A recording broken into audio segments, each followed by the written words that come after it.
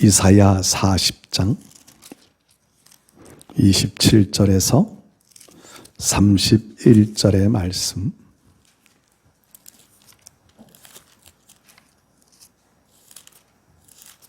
제가 봉독합니다. 야곱아, 어찌하여 내가 말하며 이스라엘아, 내가 이르기를 내 길은 여호와께 숨겨졌으며 내 송사는 내 하나님에게서 벗어난다 하느냐? 너는 알지 못하였느냐? 듣지 못하였느냐?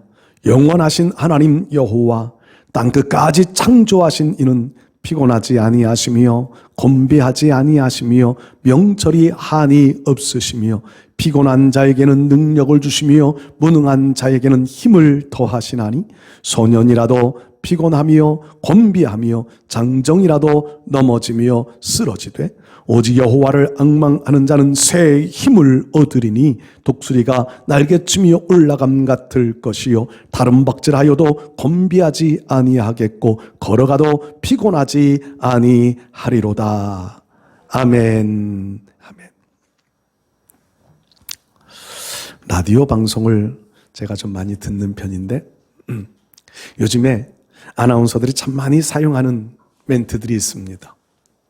코로나로 인하여서 오랫동안 지속되어져 가니까 사람들이 참 많이 지쳐있는 시대, 참 많이 어려워하는 시대를 우리가 살고 있다. 이런 표현들을 아나운서들이 참 많이 사용합니다.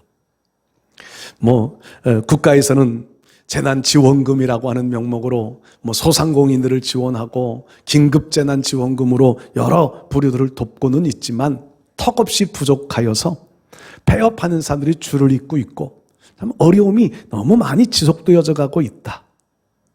이것이 방송에서만의 말은 아닌 것 같아요. 주변에 이렇게 돌아보면 평상시와 같이 살아가는 사람들도 많이 있지만 정말 힘겨워하는 분들도 많이 있습니다. 여러분, 이럴 때 우리가 이만큼 살고 있는 것도 하나님의 은혜이고 감사이고 축복인 줄로 믿습니다. 돌아보면 코로나 때문만의 문제가 아니라 우리의 삶 속에서 어떤 일을 해도 삶의 결실들이 제대로 맺혀지지 못하고 또는 인간관계로 인해서 많은 부딪힘들, 갈등들 때문에 마음이 아파하고 경쟁사회에서 자꾸 뒤처져 가는 것 같은 이런 느낌 때문에 불안감이 찾아오고 힘을 잃어버리고 살아가는 사람들도 많이 있습니다. 우리 시대를 가리켜서 어떤 분은 우울의 시대, 절망의 시대라고 하는 표현들도 사용합니다. 그만큼 우울증도 많고 절망한 사람들도 많고 정말 낙심하며 살아가는 사람들도 많다는 겁니다. 일반 사람들이 이런 어려운 순간을 만나면 그 어려움을 바꾸기 위하여 극복해보기 위하여 여러 가지 일들을 합니다.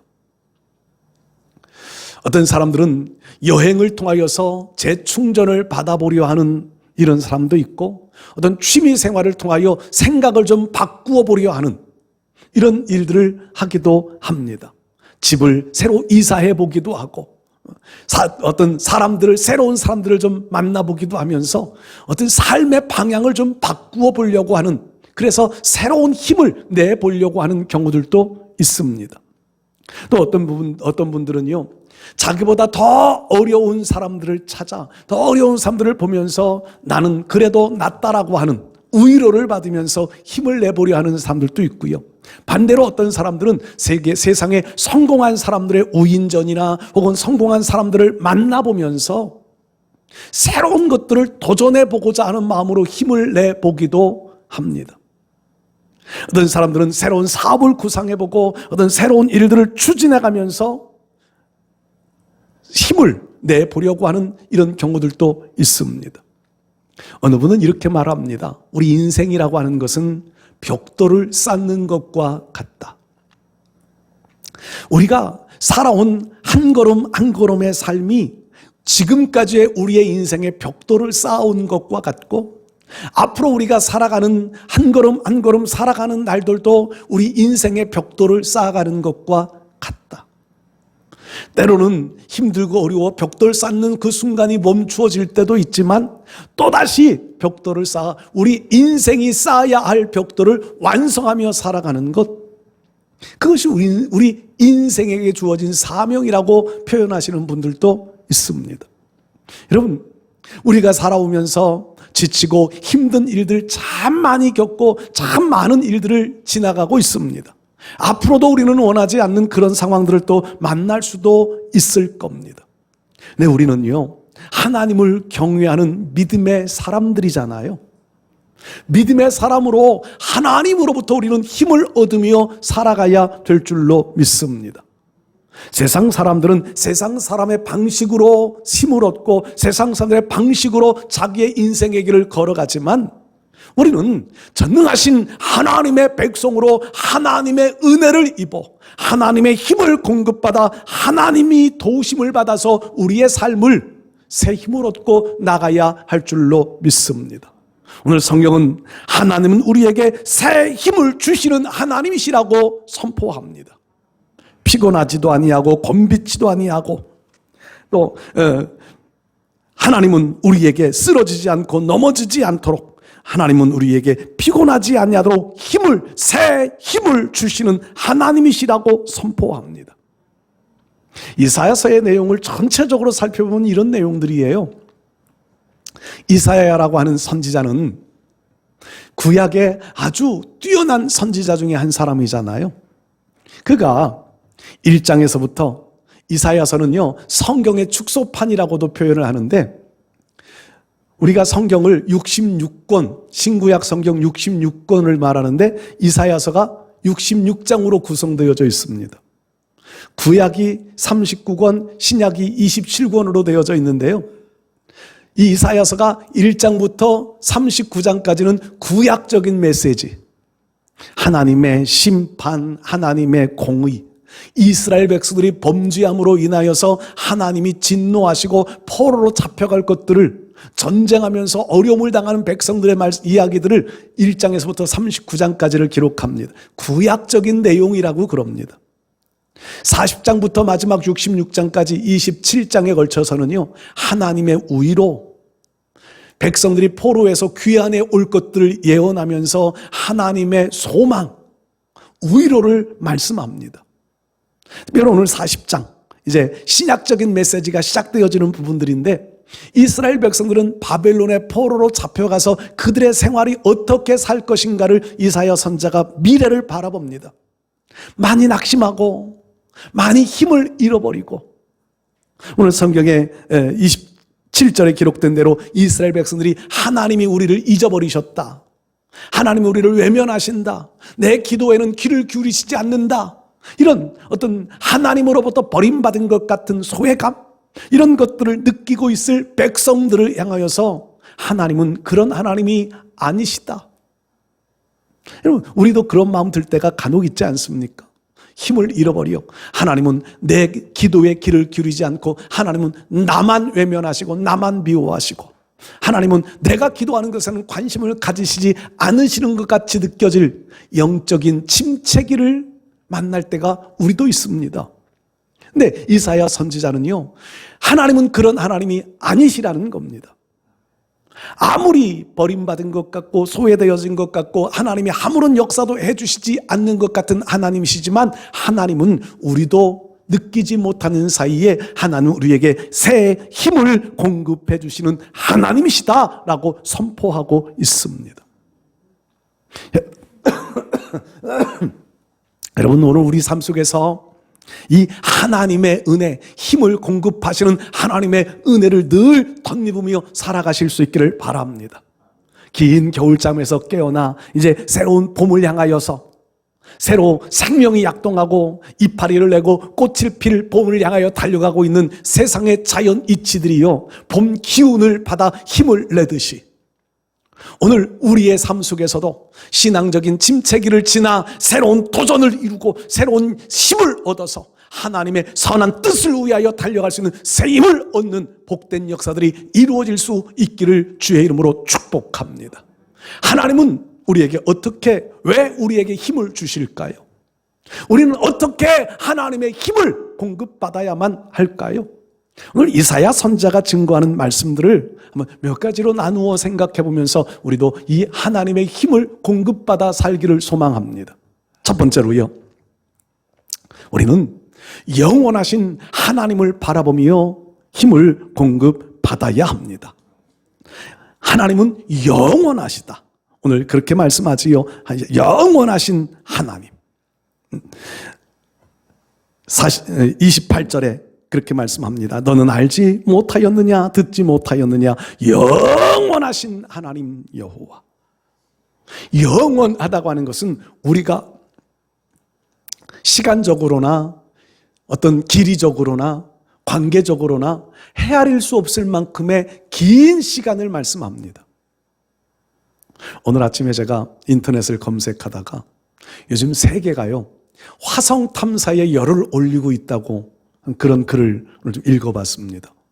미국으로부터 시작해서 중국, 일본, 러시아, 아랍에미레이트, 여러 나라들, 인도, 지금 화성 그 대기권이 지구에서 보낸 탐사선들로 북적이고 있다. 이런 표현들을 사용했더라고요.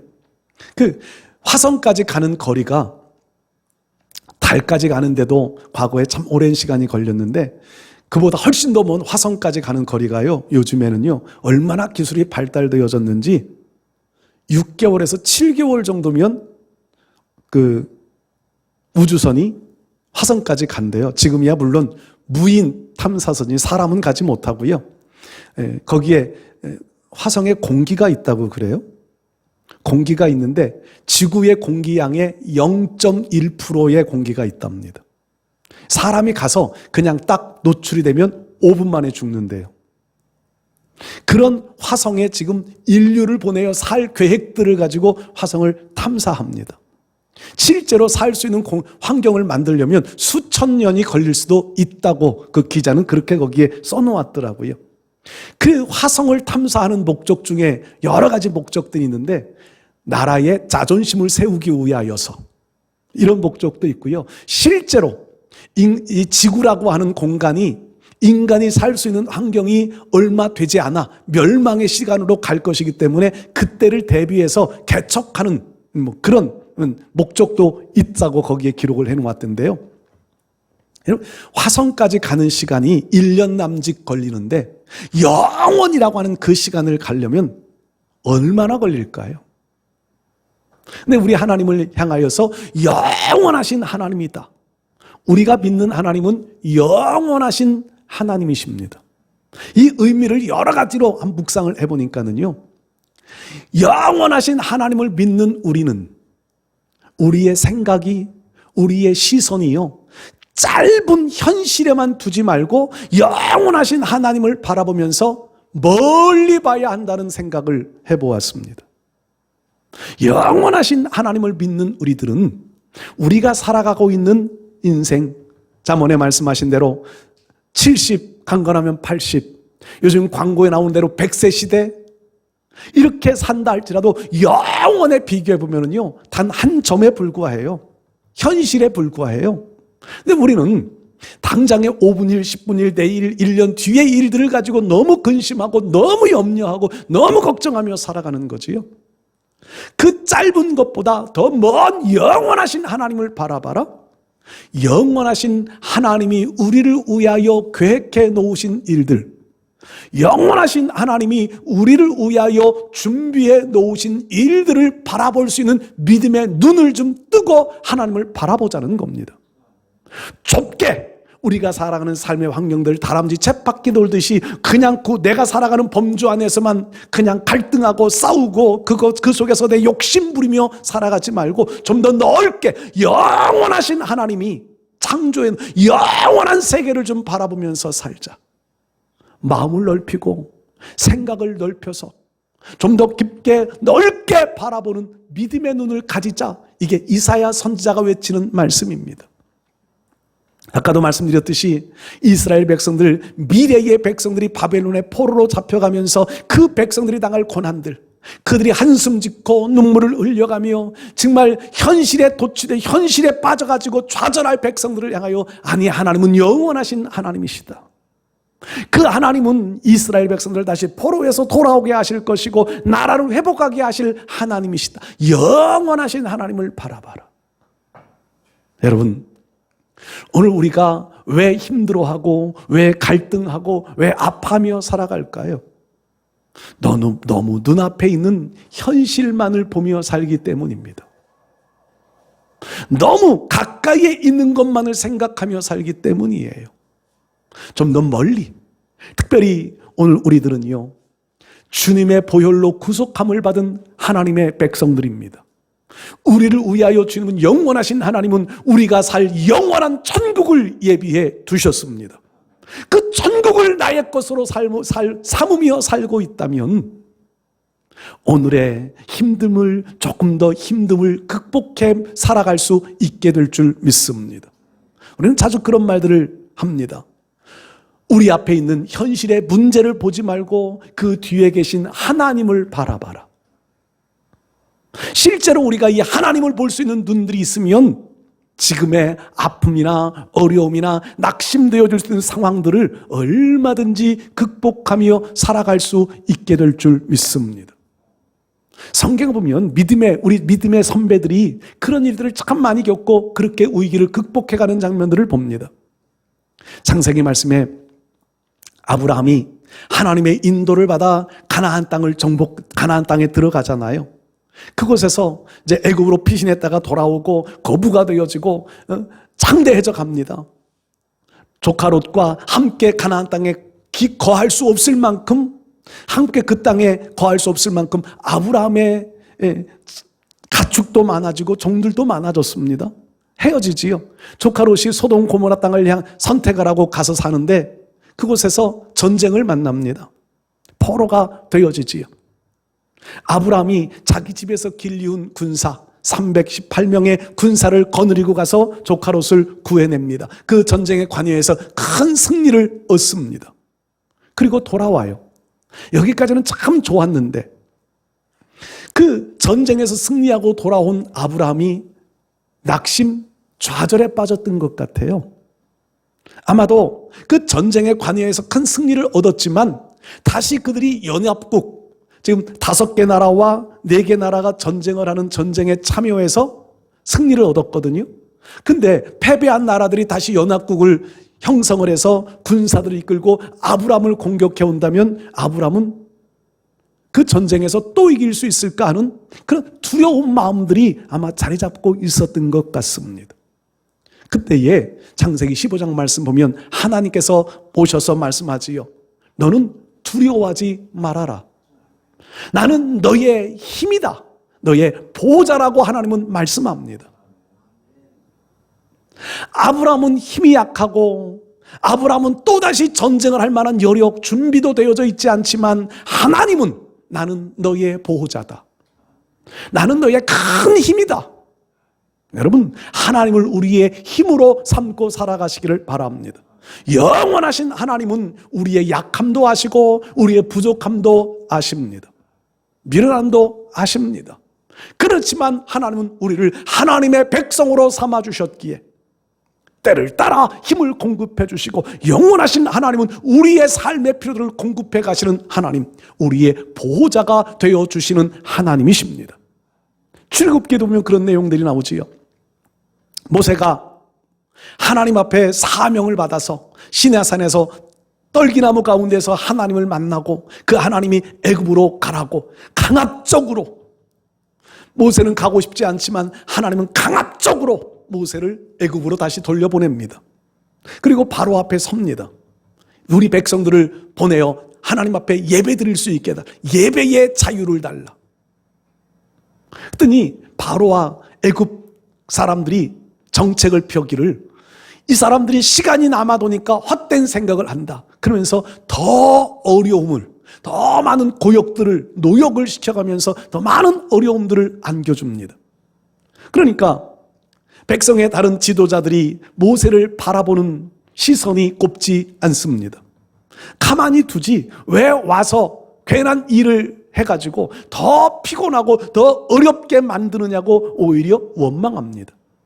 그때 모세가 하나님 앞에 기도합니다. 출애굽기 5장 마지막 부분에 보면 하나님 앞에 나를 왜 보내셔서 이 백성들을 더 어렵게 만듭니까? 얼마나 좌절했으면, 얼마나 낙심되어졌으면 하나님 앞에 원망하며 따져가며 그런 기도를 할까요? 근데 그때도 하나님은 모세에게 이렇게 말씀합니다. 나는 전능한 여호와다. 하나님은 모세를 그냥 감정에 의하여 일시적인 생각으로 모세를 보내신 분이 아니라 하나님은 먼 계획들을 다 세워놓고 이미 그 계획들을 아브라함 시대 때부터 말씀하셨잖아요. 내 후손이 이방에 계기되어 400년 동안 종사를 하다가 그 백성들을 하나님이 이끌어내어서 이 땅으로 다시 돌아오게 할 것이다.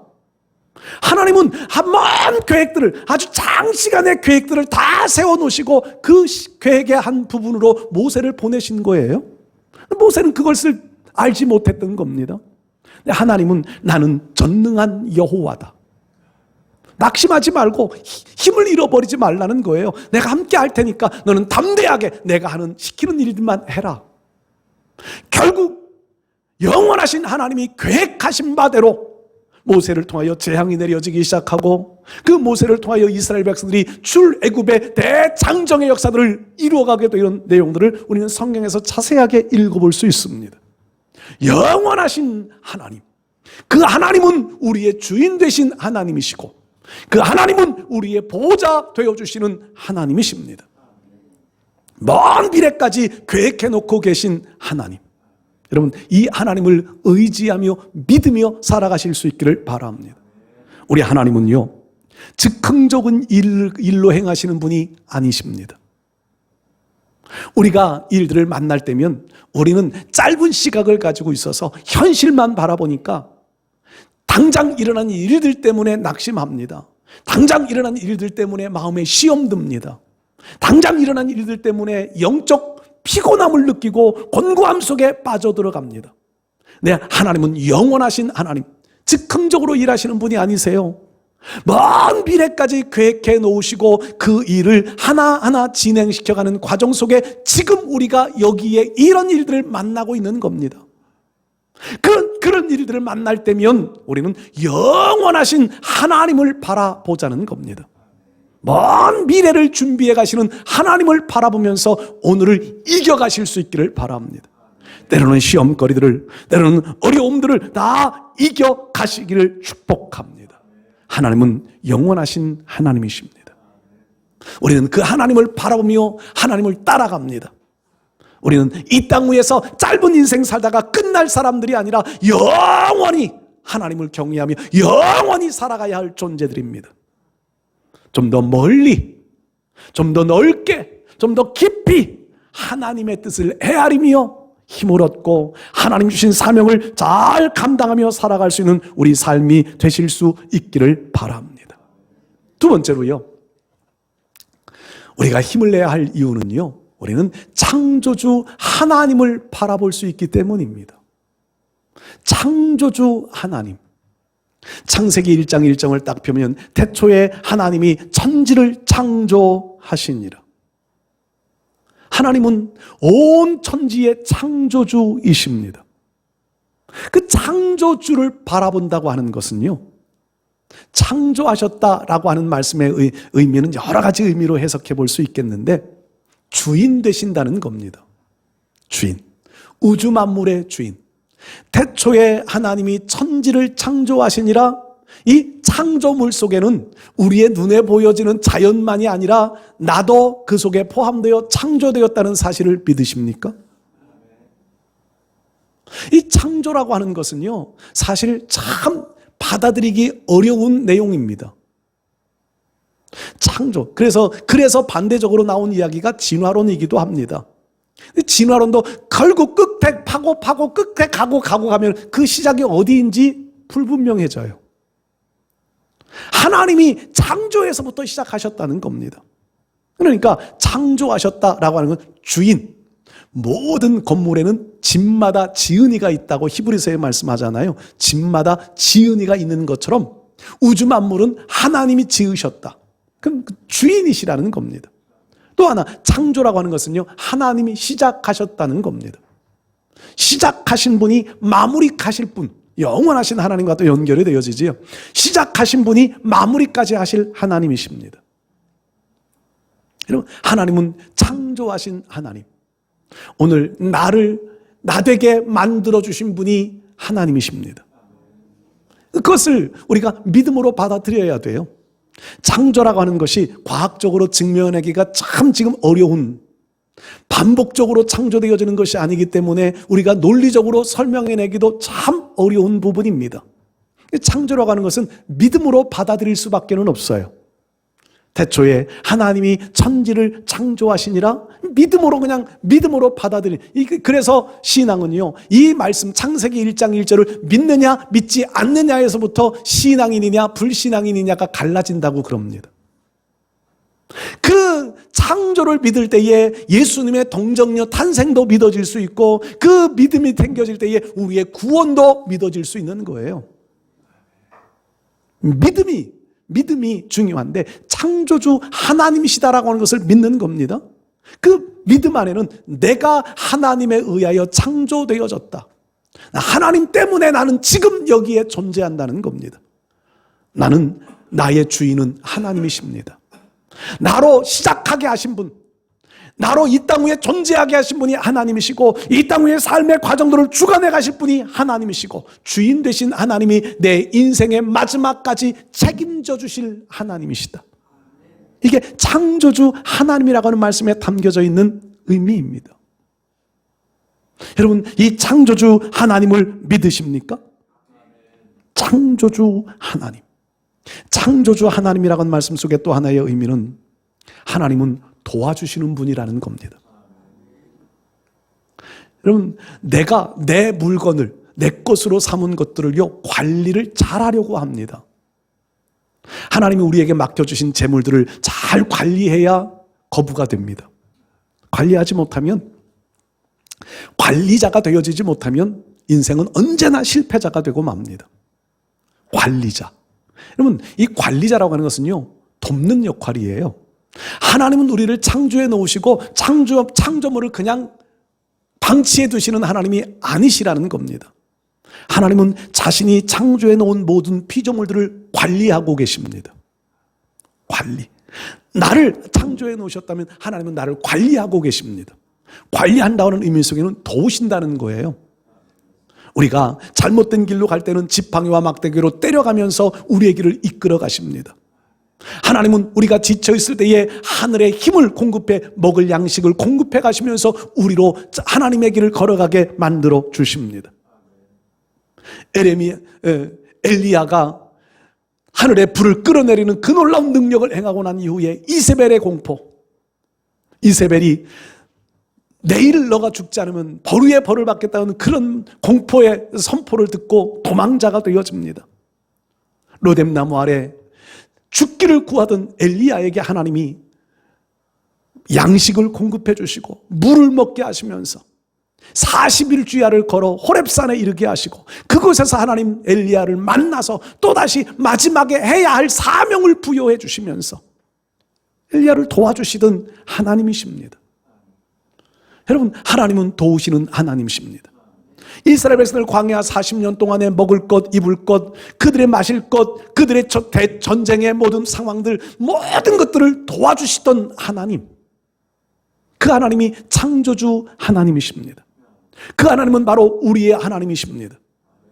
어제나 오늘이나 동일하시게 창조주 하나님은 그 하나님을 믿음으로 고백하며 살아가는 하나님의 백성들을 언제나 도우시며 언제나 보호하시며 언제나 인도해 가실 줄로 믿습니다. 창조주 하나님이라고 하는 것은요, 불가능이 없으신 하나님이라는 말씀입니다. 말씀으로 천지를 창조하신 하나님이시잖아요. 그 하나님은 못하실 것이 없습니다. 내 인생에 어떤 문제가 닥쳐온다 할지라도 하나님은 못하실 것이 없습니다. 홍해를 가르고 요단강을 가르고 여리고를 무너뜨리시던 그 능력이, 하나님은 지금도 우리 앞에 영적인 능력을 우리에게도 베풀어 주실 줄 믿습니다. 우리 힘으로 해결할 수 없는 문제들을 하나님은 해결하시고 막혀있는 길들을 열어가시는 창조주 하나님이십니다. 이 하나님을 바라보실 수 있기를 바랍니다. 세 번째로요, 하나님은, 우리가 섬기는 하나님은 능력을 주시는 하나님이십니다. 능력을 주시는 하나님. 창조하신 영원하신 하나님은 불가능이 없으셔서, 능치 못할 일이 없으셔서 우리의 삶 속에서 모든 문제들을 하나님이 친히 해결해 가십니다. 한동안 우리나라 정치권에서 아빠 찬스, 엄마 찬스라는 말들이 한참 많이 쓰여졌습니다.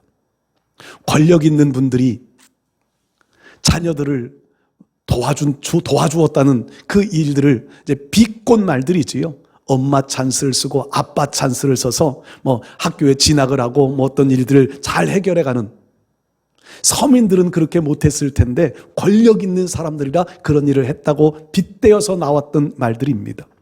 아빠 찬스, 엄마 찬스. 여러분들, 저는 그 이야기를 듣고 말씀을 이렇게 묵상하면서 그런 생각이 났어요. 그렇게 찬스라도 쓸 수 있으면 좋겠다. 그런 찬스를 우리 자녀들에게 좀 쓸 수 있는 권력도 좀 있어 봤으면 좋겠다. 이런 생각을 하다가요, 회개했습니다. 왜냐하면 인간 육적인 아빠 찬스, 엄마 찬스는 사회적인 물의를 일으킬 수 있고 지탄의 대상이 되어질 수도 있는데, 실제 우리는요, 하나님 찬스를 제대로 사용하지도 못하며 살고 있다는 겁니다. 하나님 찬스라고 하는 표현을 제가 사용했습니다. 하나님은 시마다 때마다 우리를 도와주시겠다고 약속하십니다. 그리고 실제로요, 간증하시는 분들, 수많은 간증자들이 하는 말들이 하나님이 이런 도움을 받았고 이런 은혜를 덧입었다고, 사람이 할 수 없는 일들을, 이런 일들을 이런 일들을 이루었다고. 누가 그거 가지고 비판하는 사람들 보셨나요? 사회에서는요, 하나님 찬스라고 하는 말들은요, 얼마든지 통용되어질 수 있는 말인 것 같은 생각을 해보았습니다. 하나님은 전능하신 하나님이신데 그 하나님의 찬스를 우리가 잘 사용하며 살아가는 것이 믿음의 사람이라는 겁니다. 그 찬스를 잘 활용하며 살아가면, 여러분, 우리는 어떤 일들이라도 능히 감당하며 살아갈 수 있게 될 줄 믿습니다. 우리 힘은 제한되어져 있습니다. 사람의 힘은 제한되어져 있어서 우리 힘으로는 뭔가를 극복해낼 수 있는 여력이 참 제한적일 때가 많습니다. 제가 요즘 우리 목사님들하고 운동을 하러 다니는 게 있는데요, 제가 제일 못해요. 키도 작고 힘도 약하고 또 운동에는 재주가 없어서 제일 못해요. 근데 어제 엊그저께 한 목사님이 운동하는데 오셨어요. 그래서 제가 찬스 그러면서 이제 제가 저의 순서에 그 목사님 대신해서 집어넣어서 목사님 좀 해주세요. 억울해서 못 살겠습니다. 맨날 꼴찌하니까 한번 좀 해주세요.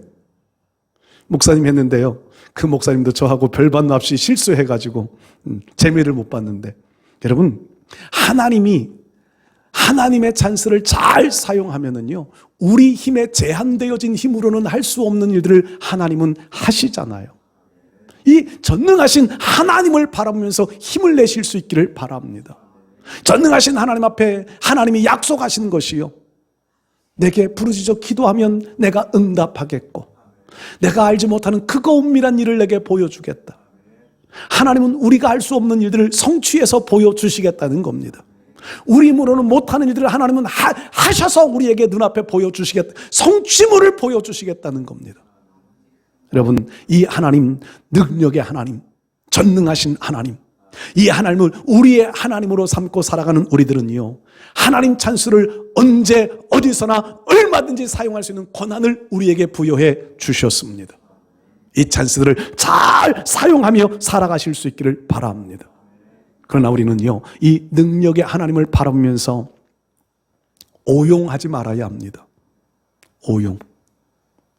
아빠 찬스, 엄마 찬스라는 말들이 나온 게 권력의 힘을 오용한 데서부터 나오잖아요. 여러분, 우리가 자칫 오해해서 하나님의 힘을 잘못된 곳에 사용하기 시작하면은요, 하나님의 영광이 가리워집니다. 그래서 바울은 하는 말이, 자기가 운동장에서 다름질하는 자처럼 달려가는데 향방 없는 것 같이 하지 않는다.